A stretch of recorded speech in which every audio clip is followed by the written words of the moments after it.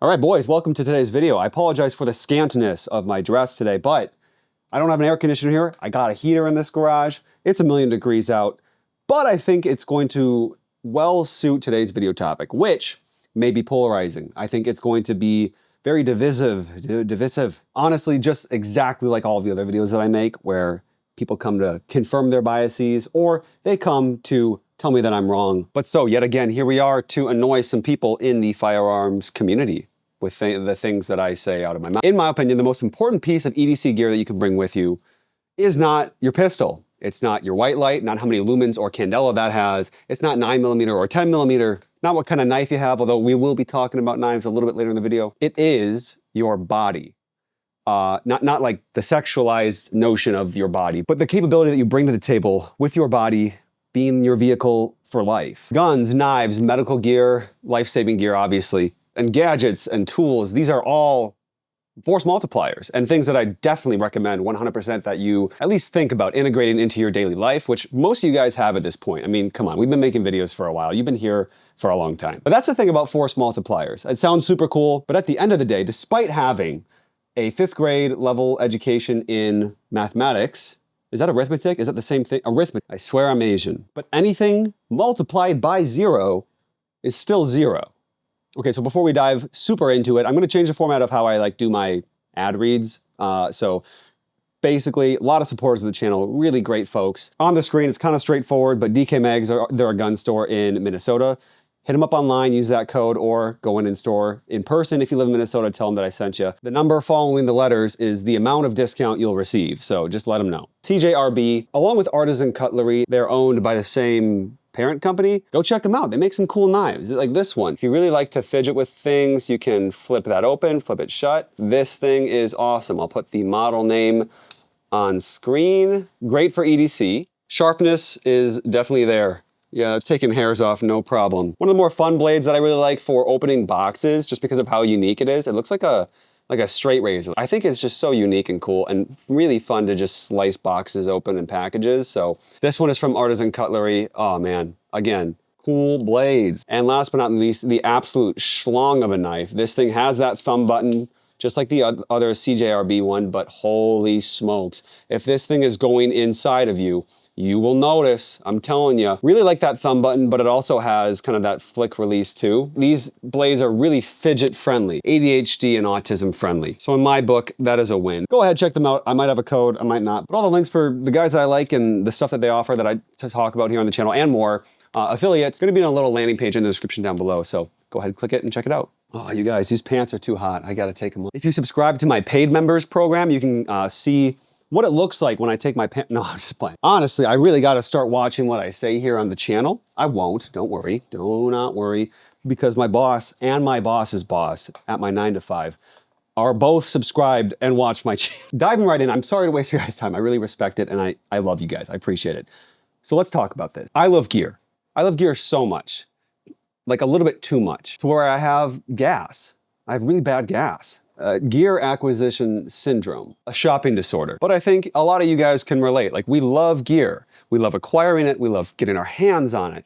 We love upgrading it. We love modifying it. It's a night and day, black and white change. Like, it feels productive to get something new. It feels super productive to research about, am I making a smart decision here? Even though I'm setting back, my financial future by 10 working years, is this going to give me a tangible benefit that I can tap into and take advantage of today and for the years to come? Building guns, arguing about calibers, seeing the ballistic gel tests, that all seems and feels very productive. But also, it's easy. I mean, it's harder to dry fire and really even go buy live rounds, like buy 2,000, 3,000, 4,000 rounds of ammo instead of buying that new gun that you probably don't need, and then put in the time to train with it. Like, no one wants to do that. The same thing applies when it comes to physical readiness, physical fitness. Most men just don't want to put in the time to train their bodies. And I think it's ironic, in the world of preppers, most men, I would say, are dramatically unprepared physically. When it comes to their physical vessel, if you strip away all the tools, you may be able to apply the tourniquet, pack that wound full of that quick clot, but if you can't run over to the scene, it really makes me think of the Pareto principle, that doing it's kind of the opposite actually. Doing the 20% of the effort gets you the 80% of the results. I think a lot of guys optimize for the 5% of the returns and the effort, getting the latest tools, the latest gear, all that cool stuff, while neglecting the 95%. Now, I'm gonna be honest. I'm gonna be very honest. For me and my journey of fitness, this didn't start with asking myself the question of, what if I have to run a long distance while carrying my child? What if I have to drag my spouse? What if I have to climb over obstacles to save a life? You're out somewhere remotely and you have to hike out and get yourself to help. Where I started with my fitness journey and kind of ingrained fitness and training and all of that stuff into my identity, honestly, was and originated in bodybuilding and the vanity side of physical training, physical preparedness. Fortunately for me, I've been able to pivot. I made a pretty hard swing towards like functional fitness, kind of, I know it's kind of controversial to say them, but like the GBRS program, training like that, training for performance versus mirror selfies. And then, like many things, I realized that it doesn't have to be necessarily black and white, and I can meet somewhere in the middle and have a very, very well-rounded hybrid approach and optimize kind of the best of both worlds. I really do think that that is possible, and also it puts you ahead of 98% of the population. But ultimately, it boils down to the fact that nobody cares about how fast your split times are out on the range if you're crushing it in the competition scene, but then you throw your back out when you bend over to try and pick up those empty mags that you did the reloads on. Getting your back blown out by your freaking mags, man. Because EDC is so popular, I wanna like throw that buzzword in. The 4 pillars of EDC that we're going to be visiting, starting with number 1, is gonna be strength. Ultimately, strength makes everything easier. If you disagree, you're just trying to cope. From the convenience side to the emergency side, all the way throughout that spectrum, it makes picking up groceries, carrying groceries easier, picking up the kids easier, moving furniture simpler and easier, and you're not gonna get injured as easily. Carrying your range gear, bring out the steel targets, but then critically, emergency situations. Sure, some people have that mindset of like, oh, well, when the time comes, I'll just let the adrenaline consume me and I will become the Incredible Hulk and lift the car like the mom can do when her child is stuck underneath it. But really?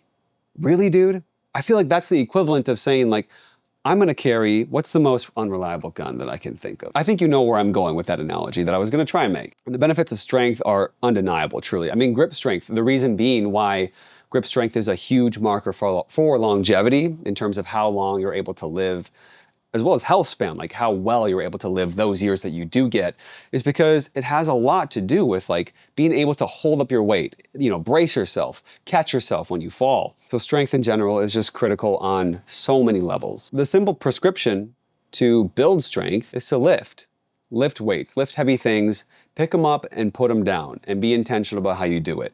Be safe. Do that 2 to 4 times a week. If you're a beginner, start with 2. Don't kill yourself. Too many times have I myself tried to start a new program from scratch, from like a lazy period, maybe, coming off of COVID, that was definitely a thing. And I tried to go hero mode. I tried to go 5 days a week, but you really have to kind of ramp into it. And especially if you're a beginner, like the gains and the strength improvements you're gonna see in that short period of time of when your body is still realizing that you are a beginner and that this stimulus is new, it's gonna be unbelievable. So chill out. Like you have the rest of your life, the rest of your lifting career to titrate up and to do intensity techniques and get more extreme with how you're training in the gym. If you're a beginner, take advantage of that luxury and start with 2 simple lifts a week. Squats, hinging, bench press, push, pull, carry things, dead hang, things like that. Just increase your baseline, increase the foundation. Cardio.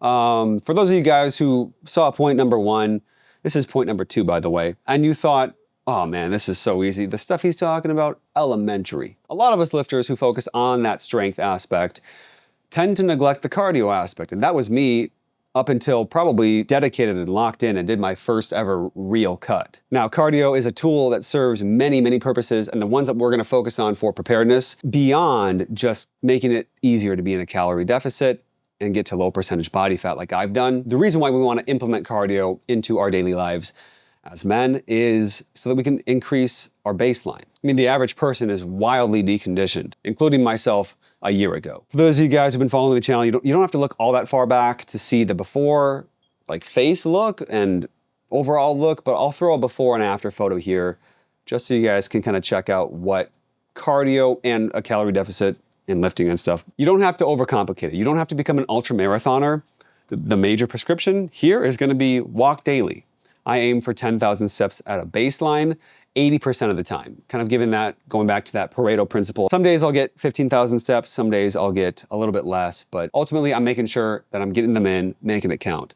My life hack for getting my steps in, which is absolutely a perfectly acceptable form of cardio. Arguably, maybe not the only pillar that you should rely on. Like, you should be, in theory, throwing in a run or two a week, maybe a hike or a ruck in the week as well. That's something that I'm working on personally, so I'm not perfect, absolutely.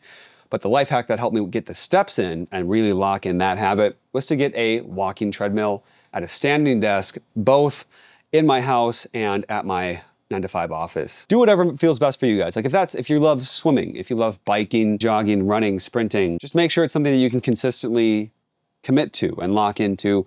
Because if your heart sucks, well, then everything else is gonna suck. Now, pillar number 3, it's gonna be talking about mobility. Each pillar that we go through is a little bit higher tiered, a little bit higher difficulty of a thing to grasp, achieve, and weave into your daily routine and daily life. For me, I've always been slightly more flexible, slightly more, I guess, just mobile. I competed on American Ninja Warrior. I used to be able to, I can still do most of the flips, but I used to be really into like parkour and free running. Muscle memory has stayed with me and been built in, but I do still train mobility. Typically at the beginning of every workout, it's a great way to warm up quickly and efficiently and get your muscles and joints primed to start lifting heavy things. So you don't have to go crazy with it, but mobility is absolutely going to be a very large mover in terms of making sure that you're staying injury-free, making sure that you're going to be able to crawl around the ground, get down and play with your kids, get back up off the ground once you do either by choice go to the ground, or if you fall or you're forced to the ground. An efficient movement just boils down to mobility and how mobile you are or are not. The minimum effective dose for this one is actually quite low. It doesn't have to be that big of a commitment. Pillar number 4 is where most guys end up failing, and that's talking about recovery. For me, even throughout this past years in the past for sure, that's been the biggest final boss that I've had to wrestle with and figure out and kind of get nailed down. Sleep is going to be the absolute number 1 pillar for recovery. No amount of anabolic steroids, no amount of performance enhancing drugs can get you the level of human performance than 7 to 9 hours of sleep can. So if you're getting 3 hours of sleep and taking a boatload of steroids, you're going to see less results than a fully natural athlete or just dude getting 7 to 9 hours of sleep, putting in the work, doing the same level of training, if that makes sense. Nutrition is a pretty massive pillar as well, making sure that 80% of the time you're not throwing absolute crap and junk into your body, tracking those calories or macros to support the goals that you have, whether that's gaining strength and size and muscle, or maybe losing the excess, your fat, so you have to fix it. Stress management, even the ability to ground yourself and make quick decisions, and willpower. That's all tied to sleep pretty much on a linear kind of graph. And so if there's anything that my early 20s have taught me, unfortunately, but fortunately lesson learned, it's that you cannot outtrain poor recovery. All right, so now that we know the pillars, now that we understand them, let's talk about the minimum effective dose that we need to think about to get things going here. And maybe you're already ahead of it and you're doing more than this. Fantastic. Keep it up if that's working for you. If you're feeling stretched and you're like, oh, it's a little too much, maybe, don't feel bad about dropping down and just maintaining this phase, because physical activity, fitness, it doesn't have to consume your life. It's not supposed to. It's supposed to enable you to live your life better, more prepared, and more capable. So let's talk about it. 2 to 4 strength sessions a week. For me, I'm doing 5. The caveat there is I'm only doing 20 minutes of a lift, maybe 25 minutes of a lift, using some intensity techniques like supersets, which some of you guys might not know what that is, to get me more efficient training, but I'm not spending all that much time. I mean, throughout the week, a little bit over like an hour and a half. Now, to be fair, I don't want to mislead you guys. Like, throughout the years, I've been lifting for 10 years, and I didn't always train this minimally. Daily walking, getting your steps, at the very least 8,000 steps a day, and then trying to shoot for maybe 10, 15,000, depending on what your goals are. A run a week, maybe 2, and then critically, get consistent sleep, work on sleep hygiene. There are so many videos out there talking about how to sleep better, how to get that dialed in. So yeah, focus on that stuff. The difference between doing nothing and very little is astounding. And the goal is not to become a professional athlete. It's not to become 7 times Mr. Olympia. It's just to become harder to kill, more useful to your family, and the best version of yourself so that you can feel strong, capable, and confident in your daily life. So look, guys, I don't train just because I think I'm gonna get into a gunfight. If that were the case, all you need to work on is, your sub-second draw, your sub 1 second bill drill, all those kinds of things, those shooting fundamentals. I train the body because one, the Bible says that it's good to train the body. But I also train because I want to be able to pick up my daughter when she's 10, 20, 30, 40 pounds heavier than she is right now. And she's already like 30 pounds right now. I want to be able to hike with the family. I want to be useful to my family and be a rock and a pillar. Now, am I always that? No. Sometimes that comes down to me choosing that. But it's hard to choose that if the physical vessel is like the main thing preventing you and stopping you from getting there. For the Christians out there, stewardship isn't just about money. It's also about the body that you've been given, blessed with, the knowledge and the tools that you can take advantage of today so that you can be a better steward of that. And look, guys, I love guns. I'm an optic guy. I like lights on guns, even though I don't carry one with it. I like knives. I like really cool tools. This channel will always be about that kind of stuff, I think. I hope so, I don't know. But I mean, the truth is your body is the one thing that you bring with you every single day. And if you're like me, if you're anything like me, you're spending a lot of money on this gear and the stuff that you're trying to get proficient at. And so don't let your body be the thing that drags you down, because if you are at an optimal state physically, like you're gonna be able to get more returns and get more out of the gear that you're investing your time and money into. Not just the gear, but like life itself. It's gonna be so much better. So before you go on another binge spending spree, before you buy another piece of gear, I want you guys to ask yourself, have I sufficiently invested in the end user, in the operator, as much as I've invested myself in the equipment and the research? So I'd love to hear from you guys. What's the one thing or the multiple things that you're investing in that you're working on right now? Is it with those pillars, strength? Are you trying to work on endurance? Are you training for something? Maybe you've recognized that, yeah, your sleep is the bottleneck, and so you're trying to, get your recovery to a normal human baseline before you kind of think about the other things. Really would love to start a conversation with you down below. I try and answer most of the comments. So yeah, thanks for spending your time with me, guys. I know this video is a little bit different. I'm kind of expecting it to flop algorithmically, but that's okay, because I just want to talk about the things that impact me, that have changed my life, that have changed my outlook, and the things that I care about. So I love you guys. I hope you guys stay safe. God bless you and your families, and we will see you in the next video. Peace out.